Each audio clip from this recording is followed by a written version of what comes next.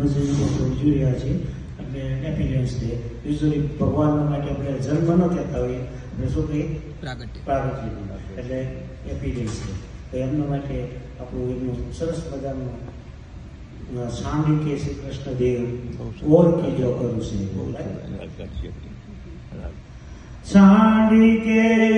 શ્રી કૃષ્ણ દેવ ઓર કીજો કરું સેવ કાટી ડારો કર મેરો તીખી તરવાર સે છાંડી કે श्री कृष्ण देव और कीजो करु सेव त्यागी के रसिक काना और तुझो धरु ध्यान चीर डारो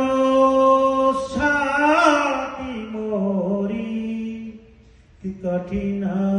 कुठार से छांडी के श्री कृष्ण देव और कीजो करु सेव कृष्ण बिना अन्य जय इष्ट जानी नमुते फोर डारो सिर मेरो मुषल प्रहार से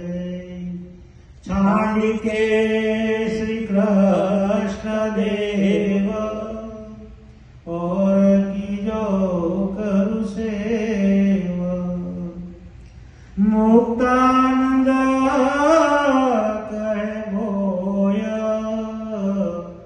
और जो प्रतीत होया जानियो यदि नीच स्वपचल बार से छांडी के श्री कृष्ण देव